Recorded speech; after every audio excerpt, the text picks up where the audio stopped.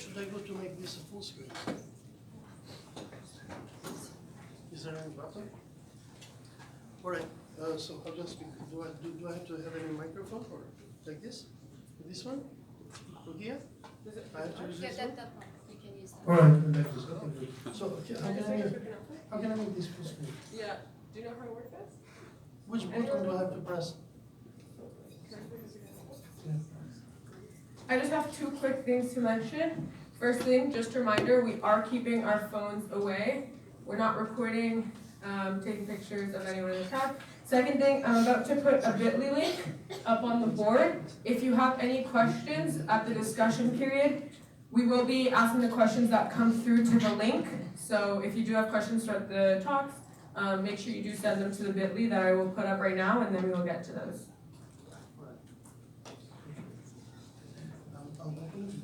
Let me just take a picture. And then you tell me which button I have to press.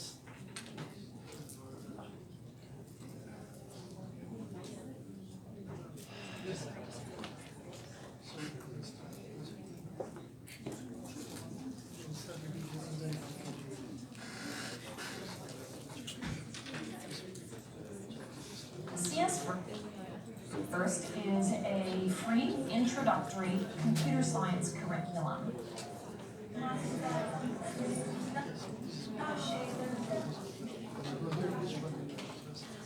Make a full screen.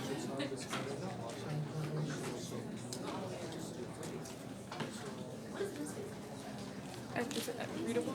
We're gonna see a movie, huh? So you.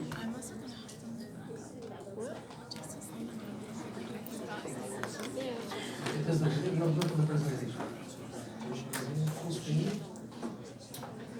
Oh, this one? Yeah, present. It's good. No, I know. It's good. This. Here. All right. Okay, guys. My name is Orsi Azezi. I'm originally from Albania, and I had no problem with China before going to China. Actually, I was very, how can I put it? I used to believe that China is a good country in the world, and but after a visit that I made in China, I've changed my opinion. And by the way, since we're not in Xinjiang here, I'd like to salute you with Salam Alaikum. If you say this in Xinjiang, you will immediately go in concentration camp. So bear this thing in mind. When you go to China, don't say Salam Alaikum, and don't keep hijab or headscarf in your head, because according to the anti-extremification regulations of the province of Xinjiang in China, if you keep a headscarf, or if you keep a beard, or if you say Salam Alaikum, or if you pray to your God somewhere here in a public space, you are going to immediately be declared an Islamic extremist, and you need to go in a concentration camp for re-education. Anyhow, in order for you to have an idea of what is going on in China, we will start with a short movie.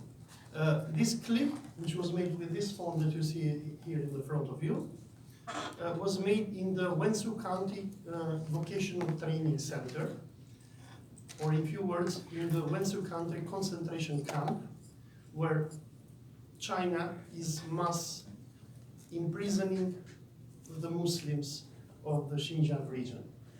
Look at this lady. Listen to the conversation that I had with her, and then I will explain.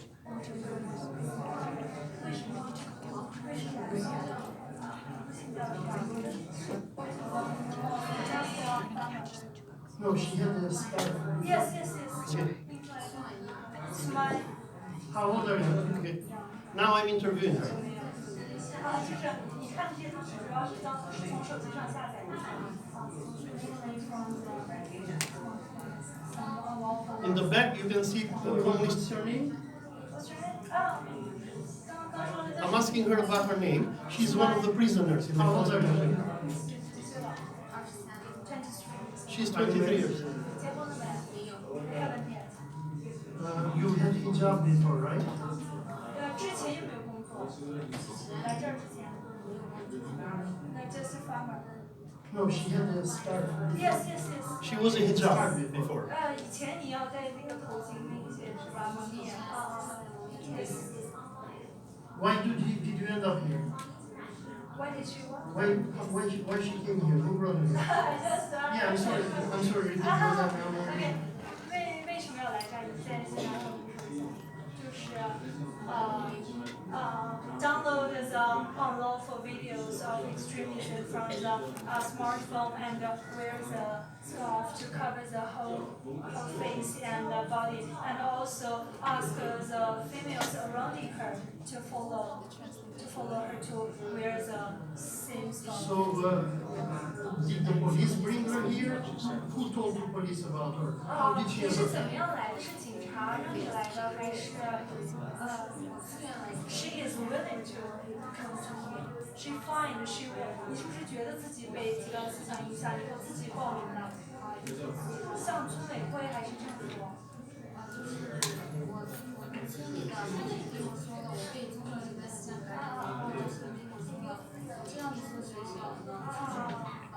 向你推荐的是吧？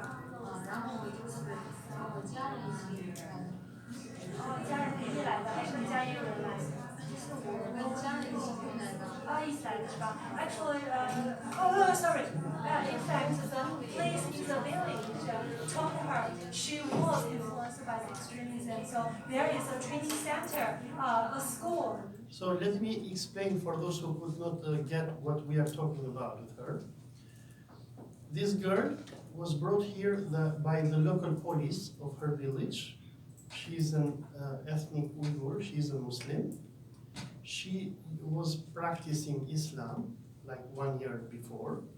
She had put a headscarf on her, and she had watched videos on the internet which teach you about Islam. But in Xinjiang, Islam is considered extremism. If you see even the regulations of the Xinjiang autonomous region for the so-called de-extremification, in China, in Xinjiang particularly, if you practice your religion, Islam, if you believe in God, the Chinese authorities consider you to be mentally sick and consider you to be extremists. So all you sisters here who have hijabs, you are extremists.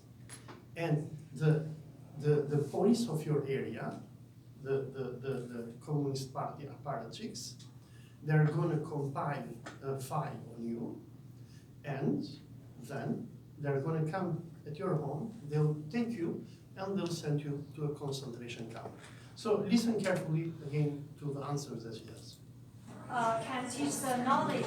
So the police recommend this school for her. So she is willing to come here, and the families and relatives of her accompany her to come to here. So the police brought her here, or her family? The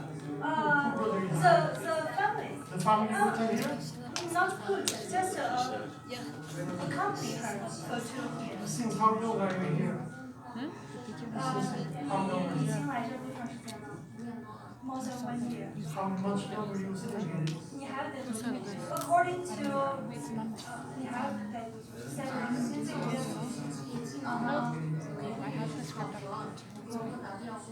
I thought Charles was going and then he just walked up and I couldn't find the script. 如果考核过了就可以走是吧？考核过了可以结业。Actually, she is learning the last class here, the skills class. When she reaches the standard criteria, she can leave here. This kind of test for once a month. So every month there is a test for skills. When she reaches the standard criteria, she can leave. What questions do you have in the test? Questions do you have in the test? 你们那个考试的内容是什么？就是标准是什么？标准我现在是实行内容嘛，就是高定样就是新高考然后就是Her skills class is pastry baking, these cakes. There are several standards like the shape of the cake is good or the taste is So well. as you can hear, if you put hijab in China, they're going to remove your hijab, they'll send you to a vocational training center and they'll teach you how to cook cakes. Is that good? 就是你之前带的那种蒙面的。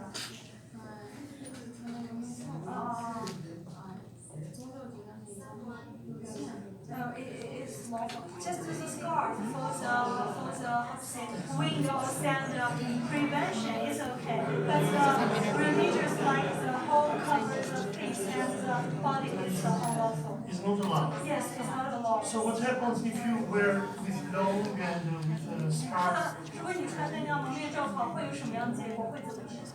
会有什么样的事情发生呢？会有人来告诉你，还是直接警察带走，还是怎么样？就是你之前不是穿着呢罩袍吗？然后那些人，是有警察会告诉你不要穿，还是直接把你带走？还是？就是我参加了一些你觉得的。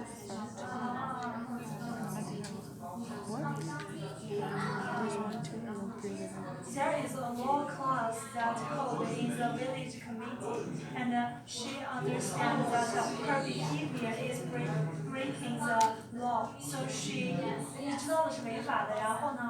然后就是我and later the police of the village told her maybe your behavior is unlawful, so she willing to leave. All right. Now, let us say after you finish this school, you go find a job in Beijing, and you find an Arab husband, and he's a Muslim, and he'll tell you to cover yourself. Will you cover and pray in God again? 比如你以后毕业了以后去北京了，然后找的是一个穆斯林丈夫，比如说来自于中东穆斯林国家的，他要求你穿戴蒙面罩袍，这样的话你会怎么做？She won't wear the scarf. Okay, let us say your husband will take you to Saudi Arabia or to Iran. 把你带到伊朗或者阿富汗这样的地方。And there you are required by law to cover. Will you cover? 把你带到阿富汗、喀布尔或迪拜这样的地方，你会穿戴吗？ She will not. She's not willing to go abroad at present. Alright. Have you ever read the Quran? Did you read the Quran? 你有没有读过《古兰经》？No. Do you know Bismillahirrahmanirrahim? 知不知道伊布拉伊木呀？ Bismillahirrahmanirrahim. Actually, she doesn't. They're just blind. You know La ilaha illallah Muhammadur Rasulullah? You know the Shahada?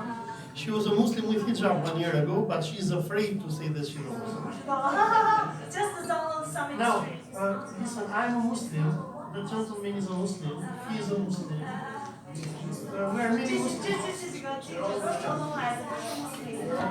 We believe in Allah. I pray Allah. I pray. 他们 بسم 信仰 الله 安拉， الرحمن 然后 الرحيم 做祷告。 الحمد لله رب العالمين الرحمن الرحيم مالك يوم الدين إياك نعبد وإياك نستعين اهدنا الصراط المستقيم صراط الذين أنعمت عليهم غير المغضوب عليهم ولا الضالين آمين. What do you think about me? 他们做这些礼拜，然后他们信仰伊斯兰教，然后每天做5次礼拜，信仰安拉，你怎么样看待他们的这种宗教信仰和行为？ She said it's hard hard to see, but she respects. I'm a professor in a university in Europe, and I teach history of religion. And my students also pray, and some have hijab. What do you think about them? 他在那个欧洲的大学是历史讲师教课的，然后其实算是一个学者吧，位高权重的。他喊学生呢也做礼拜，那你怎么看待这种行为，或者他学生做礼拜的这种行为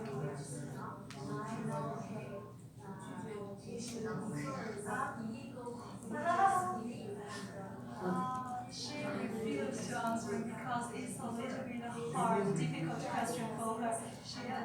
I want to pray to Allah for you. Will you pray with me now? Of course not. She's not. Ask her. 他说如果他向安拉祈祷保佑你，让你顺利健康，那你会不会向安拉也祈祷保佑他呢？ she's not. She said she's not a religious believer. She hopes that you have good fortune or Do you listen, good trading. sisters? She was hijabi like you 1 year ago. Now she doesn't believe in God anymore. But she will not pray for the Allah. She will not pray to Allah. 你的父母是那个穆斯林吗？那你家应该也是穆斯林吧？也是去信仰。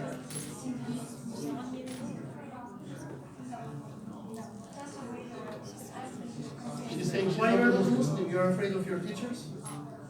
你为什么不是穆斯林？是你的老师强迫你那个停止信教，还是怎么样的？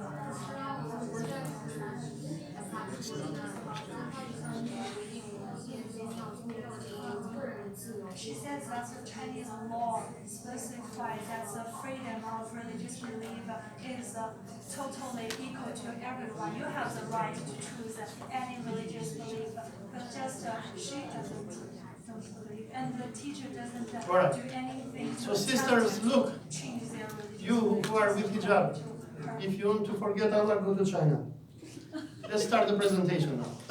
Now, on August 16 to 25, I went to Xinjiang. My story is like this. I had heard a lot about the Uyghurs, and I've seen videos online. But because I'm a bit skeptical as a person, I thought, oh my gosh, Americans are doing another jihad. Like they made jihad in Syria. I said they're going to do jihad against China. So I wanted myself to investigate, because I didn't want Muslims in Europe. I did a lot with the issue of the radicalization of Muslims. So I didn't want the Muslims in Europe to be thrown into another imperialist war that the West does time after time. And for this reason, I contacted the Chinese embassy in Albania. I told them I'm a historian, I'm a journalist. And I told them that I'd like to go to Xinjiang in China and to investigate what is going on with the Uyghurs. So our Chinese friends in the embassy in Tirana, they liked my profile as critical to many things that we listen in the media. And they told me, okay, Orsi, there is a seminar for media executives, which will be organized in Xinjiang by the Information Office of the State Council of China and the Information Office of Xinjiang Uyghur Autonomous Region. There will be many journalists. Would you like to go there? And I told them, yes, thank you very much. Now, this picture, before I move the slide, is in Kashgar, one of the most important cities of Xinjiang, or Turkestan, like the locals call it. And here in this picture, you can see His Majesty Xi Jinping, the Secretary General of the Communist Party of China. And here you see the Uyghurs with their traditional hats. This picture is in the airport of Xinjiang. The aim of it is to show to foreigners who come to Xinjiang, but even to the Uyghurs and everybody, that the great Communist Party of China loves very much the Muslims and the Uyghurs, and we're doing our best to make your life better. Anyhow, on 16th of August, we ended up in Urumqi. which is the capital of Turkestan, Xinjiang. And for 3 days, we stayed at one of the best hotels of Urumqi, 5-star hotel. The ticket, everything was paid by our generous Chinese friends. And we had a number of lectures. We were lectured by many Communist Party officials of Xinjiang, who happened, it doesn't happen, but it is because the Han Chinese are ruling. All the people would give us lectures about Xinjiang and the Muslim Uyghurs, who are the majority in Turkestan, Xinjiang. They were Han Chinese. They gave us a number of lectures. One of the most important guys was this man here. How to read his name? Shu Weijiang. Shu Weijiang. He was, for those people who study history and political science, he was like Goebbels or Göring of Hitler. He was a chief propagandist, the director of Xinjiang propaganda department, and he was the guy who was giving the directives and the legitimation of what the Communist Party of China is doing in Xinjiang. During these lectures, our Chinese friends lectured to us and explained to us in few words how Xinjiang, which eternally have been part of China according to our communist Chinese officials, is suffering a lot from terrorism. They showed us examples of terrorist bombings and attacks in different parts of China and Xinjiang.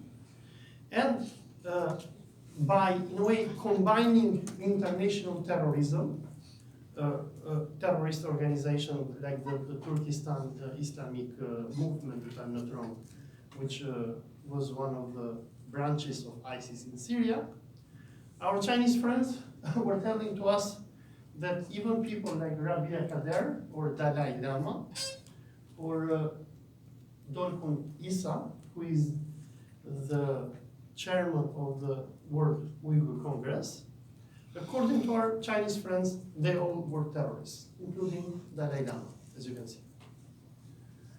Now, in the lectures that we had, our Chinese friends read to us the white papers that the government of China has issued about the issue of Xinjiang.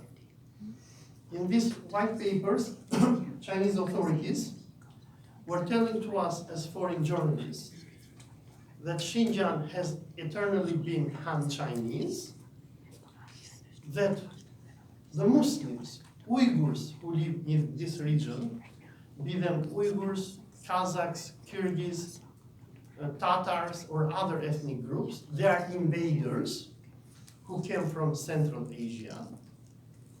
They also told to us that even though these people, they are not locals in Xinjiang, is there any history student here?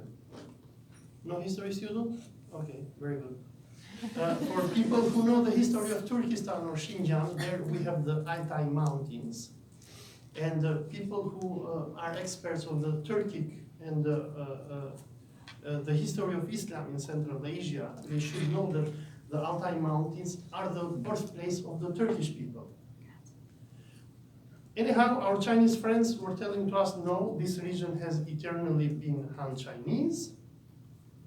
These people are immigrants, like they are immigrants from, let us say, Morocco, who have just landed in Lampedusa in Italy.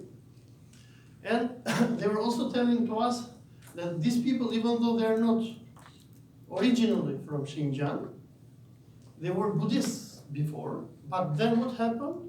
After the advent of Islam, the primitive Arabs came in here and Islamized them, and we had the terrorist Turks who created their kingdoms, like the Karahanids and others, and who forcefully turned into Islam these people. Parallel with this historical narrative, our Chinese hosts, they sent us to a number of state museums that they had in Urumqi, in Aksu, which is the second city, and in Kashgar. In those museums, they wanted us, as foreign journalists that we were, to show how China is suffering from terrorism. And this is one example when they sent us to the exhibition on major incidents of violence and terror in Xinjiang. They showed us many victims, and as a matter of fact, there have been terrorist attacks in China and in Xinjiang. Showed to us weapons that they have seized from these terrorist groups. But the narrative of our Chinese friends was, in a way, to try to convince us that China, in this very moment, is suffering from Islamic terrorism. This Islamic terrorism is supported by the United States and the West, and China is or had to do something against terrorism. Nevertheless, for me, as a professional historian that I am, the narrative that our Chinese friends gave us in the first 3 days of our visit was very Islamophobic. This sign is from Aksu State Museum, where our Chinese friends sent us. Now, as a matter of fact, I have read a bit about Marxism and communism, and I know some things about it. When the Chinese sent us to the state museums of Urumqi, Aksu, and Kashgar, the way how they were showing us the history of Xinjiang was very imperialist and based on the bourgeoisie mentality. The history that our Chinese friends were telling us was, oh, we had the Qing Empire, we had, I'm sorry about the names, I don't remember if I make mistakes. I had this kingdom, this empire, they came here and they came there. And I was wondering and asking our Chinese friends, excuse me, I thought that I'm coming in a communist country. And Marx says that proletarians, they have no nation. However, the history that they were telling to us was an imperialist Chinese history, and they were treating Xinjiang as an occupied territory by China, which had to belong to China. So the historical narrative was that Xinjiang doesn't belong to the Uyghurs, doesn't belong to the Kazakhs, doesn't belong to I don't know how many tribes and nations are in China, but belongs to the Han Chinese. So the whole history that they were showing to us was that this has eternally been Han Chinese. Han is the greatest ethnic group, for those who probably do not understand what is it. And the thing that drew our attention was that even when they were talking about the history, they were telling to us, look, that in Xinjiang we had Buddhism, Zoroastrianism, Manichaeism, Nestorianism, and other religions, and they're all fine. But Islam, according to them, was imposed by force, and the Uyghurs' belief in Islam is not the result of voluntary conversion and transformation, but the forced implementation by religious war. So the secular theology that the Chinese government is and was transmitting to us was that Islam is a foreign religion in China, one religion that was imposed forcefully on the Uyghurs and other Muslims of China, and as a result, the duty of the Chinese government is to get rid of it. This kind of historical narrative and historicism, which in a way directs the way how the Communist Party of China perceives the history of Xinjiang, for me was very familiar. Why? Because I come from the Balkans. In the Balkans, we had the Serbs who had the same kind of historical narrative. When they made their genocide in Bosnia and in Croatia, they were telling the same thing to the Muslims of Bosnia and Kosovo. They were telling them, you are not Muslims, Islam was brought to you forcefully by the Turks, So now it is our duty to turn you into Christians or to kill you. We had the same kind of narrative in Spain during the time of Reconquista of Ferdinand and Isabella, when they massacred the Jews and Muslims of Andalusia. So the ideology was the same. Islam is a foreign religion that came from Africa, so the duty of us as good Catholic Spaniards is to kill all you Muslims and to throw you in the sea. The Chinese had the same kind of narrative when they were speaking about the Uyghurs. And this kind of narrative was not only in the state museums, but was even in the white papers that the Chinese authorities delivered and lectured on us. So look what they say. Again, Islam is neither an indigenous belief of the Uyghurs and other ethnic groups, and what is it? They are showing how Islam was forcefully imposed by Karahanids and other Turkish kingdoms during the medieval times. This kind of narrative that we received convinced me that China, in the way how it is dealing with the Muslim and Uyghur issue, was suffering from a very serious state Islamophobia. On the other hand, in the museums that we visited, they were depicting the indigenous population of Xinjiang, the Kazakhs, the Tatars, the Uyghurs, as some kind of animals that you put them in a zoo and you go and see, and you describe their habits. So in the museums that they sent us, they had special sections showing to us how the Uyghurs sit, how they sleep, and what they dress. But there was no such a description for the Han Chinese, who throughout and in all museums that we went, were depicting themselves as superior to the Uyghurs and other Muslims.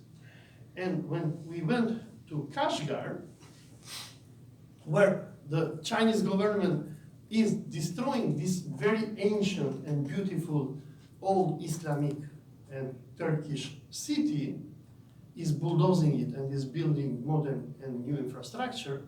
In the museums that we visited, they were showing us the Uyghurs as very dirty people, as people who had no toilets, and who, thanks to the Communist Party of China now, the Communist Party had come, was bulldozing their old homes and building for them modern homes.